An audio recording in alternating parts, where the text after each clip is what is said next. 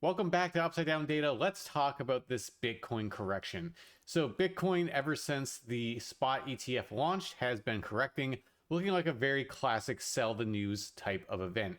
And something I think is important to note here is that we're seeing this price action, and this is not something that a lot of the influencers over on X or on YouTube were expecting. In fact, the narrative going into the ETF launch was that, oh, everyone's expecting sell the news, therefore we can't get sell the news. Well, that was wrong. I think it was wrong on multiple levels. First, not everyone was expecting us to just have a sell the news event. I would actually argue that most people were expecting Bitcoin to continue going up. And I think the other critical thing that people missed is that CryptoX and YouTube is not everyone. And in fact, I would argue that a lot of people who bought Bitcoin back through 2023 were probably doing it just with this trade in mind, this ETF trade. They were saying, hey, pretty high chance that a spot Bitcoin ETF is coming. I think that the market's going to rally into that type of thing. There are also other more fundamental factors going on, like the Grayscale trust that has now transitioned into an ETF was way below NAV in what it was trading at. It was basically trading at a massive discount to the underlying assets it held. And so there are things with that where people are probably just saying, hey, that seems like a pretty good opportunity. If an ETF is coming, then I'll just buy it at a massive discount and ride that up in addition to any appreciation that the market has. And now that the trade is over, the ETF launch, probably a lot of those people are saying, all right, trade done, I'm going to cash out. I'm up massively over that time period. Seems like a good trade to close. And so that's probably what we're seeing here. We're seeing an unwind of a lot of that a lot of people are getting over positioned to the bullish side, and also a lot of people are just closing out their trade. And now we're going to have to see, where does the market find that bottom? Where is it the case that we get back down to a big pool of demand that can soak up the selling pressure rather, and push us back to the upside? And I think the overall lesson from this is follow data, not influencers. I was saying all through here, look guys, I think down is probably the more likely direction than up. I wasn't saying it was impossible for us to go up, but the probabilities definitely seem stacked in the favor of down. And I was doing that based on data, based on the different models we have. So let's go ahead and walk through those models, what they're showing now that we've seen this sell the news start to play out, where we might be going next.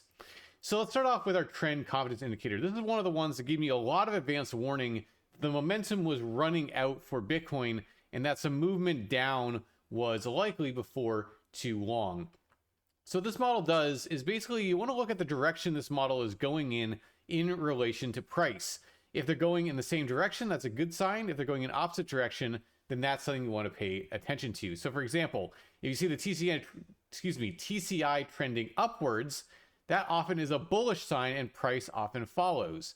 If you see the TCI start to trend down, that's a bearish sign and price tends to follow as well. And we saw that play out through here, going from September into October of 2023, TCI ripping to the upside, and then sure enough, price followed. But then as price started to slow down, kind of lose momentum, look what the TCI is doing. It's grinding down aggressively to the downside, and now we're starting to see the price start to follow. And so this isn't a sign that it's that once the TCI go down, it means that price has to immediately go down, but it is a concerning sign. You'd like to see the TCI moving up with price. When it's moving down while price is moving up, that's concerning, suggesting that sometime before too long, you're going to get a correction. So this is one I was talking about a lot through this period, and we did move up as the TCI moved down, but now the market's starting to catch up with that, and now we're moving down along with it. So what I'd be looking for next is, when's that point when the TCI starts moving up while price moves down? So that might be an early warning that a trend reversal might be in the cards. So we haven't seen that yet. We'll have to keep watching. This is one of the things that I was looking at when I was getting concerned, especially up over through this period up here. Okay, so that's the TCI. Now let's zoom over to a bit of a longer term perspective on Bitcoin. So the TCI is a little bit more short term, talking about the current trend. Let's talk now about our long-term upside downside potential indicators. So this is our risk model, one of our risk models that we have here. So basically higher values mean higher risk, lower values mean lower risk. And it cares about moves that play out over months. So a longer time horizon is what it cares about. And so we'll see is that the UDPI got pretty elevated in this run up here into December and January. We got all the way up to almost 1. And I talked about this a lot at the time as we were up here. I said, hey, look, when we get up to these levels, one of two things tends to happen. First of all, you'll just notice that we don't get up to these levels very often. It's pretty rare for Bitcoin to get up here. And generally speaking, when you're in this general zone, one of two things will happen. You'll either have a mid-cycle top with at least some type of correction that follows off, or you'll just rip off to new all-time highs. And I was saying that personally, I did not think a move straight to new all-time highs was likely with this move. And so therefore, it seemed more likely we were going to do something like we've seen in the past, at least some kind of a correction off of those levels. And indeed, that's what we're seeing. So now what I'm looking for, as we are correcting and as risk is falling, is how much further can we go? If we get back down to these deeper levels, that's just going to make it look like more and more of an opportunity. So why am I thinking this is an opportunity? Why am I not just thinking that maybe this is just a top that will send us into new lows, into a further low even than back here, for example, which some people are now calling for, which ironically, the same people who are super bullish up here are now the ones who are calling for that in some cases. So that's just how things tend to work in the influencer and emotion land. People just tend to follow what price is doing, but they don't actually call it in advance. They just follow whatever it's currently doing. That aside, where are we going next? Are we going to see something like that? Or might we have an opportunity here where we can set in a higher low and move up afterwards? So to talk about that, the reason why I think this might be an opportunity is let's talk about our momentum bias indicator and where we are right now in the market cycle. So this is a model that quantifies momentum as a momentum bias to the upside, so prevailing to the upside like you see in bull markets, or prevailing to the downside like you see in bear markets, or are we transitioning out of a bear market into a bull market? And that tends to be classified or characterized as this oscillation around zero. Now, the reason why oscillating around zero is a good thing is that zero is the average amount of momentum that's in the market. This is a z-score. Zero is the average, and then standard deviation units above and below. And so for Bitcoin, the momentum is positive. Obviously, you just look at how much its price has appreciated over time. And so if you're hanging out around that general area, it means you're hanging out at a general positive momentum, which means that all else being equal, price should be grinding up, should be moving up. And then eventually you build into these parabolic phases where things just get really crazy and you go up to have that more or less blow off top type of event. And so what we're seeing right now is that oscillation around zero very clearly, really ever since December going to January of 2023, that's when it began. And then I noted this at the time, this is a big change in behavior on this model versus what we'd seen the entirety of the bear market or other bear markets that we look back.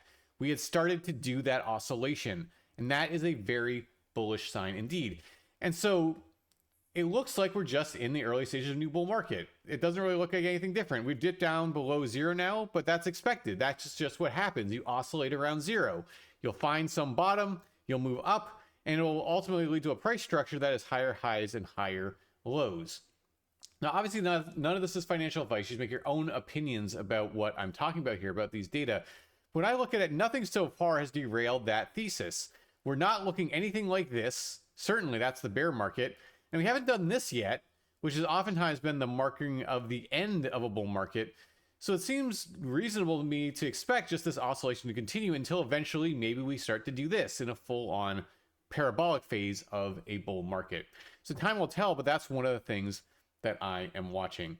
And so when I kind of take the longer view then about this Bitcoin correction, it doesn't really concern me. I think it's very expected based on the data that we were just talking about that we're going to see some kind of correction soon. Now we're getting it. It's also just expected event-wise. We had this big event for Bitcoin, Spot Bitcoin ETF in crypto. Those kind of things tend to be sell the news events. You tend to have some kind of a correction. So then the question is, how far does it go down? But in the longer term, if we really are in a new bull market, then really the most important thing right now is just not to screw it up. That what you'll see is that a lot of people might say, oh crap, I think Bitcoin's going to go down to the lows again, so I'm just never going to buy unless it gets back down there. But then what can happen is, let's imagine Bitcoin comes down, it sets in a higher low, then it shoots off to the upside. They just get left in the dust. And maybe they end up buying higher up over here instead of just pulling the trigger at a lower level. So obviously it's up to any individual investor about what is the best thing to do, where they want to buy, all that kind of stuff. For me personally though, this seems like a very expected dip in a bull market. And so from the long-term perspective, I don't see it as being concerning at all. As I mentioned before, a lot of people on X are starting to flip mega bearish because that's the fun thing to do. When price has just been going down for a little bit, that's what gets more engagement.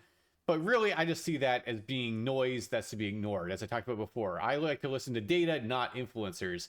And the data are telling me that so far there's nothing really too concerning about this, and really it looks more like an opportunity than anything else. So again, not financial advice, but just that's what I'm thinking about the market right now.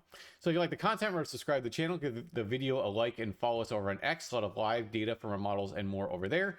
And also go to our website, partydigital.io, where you can see live data from our models and more.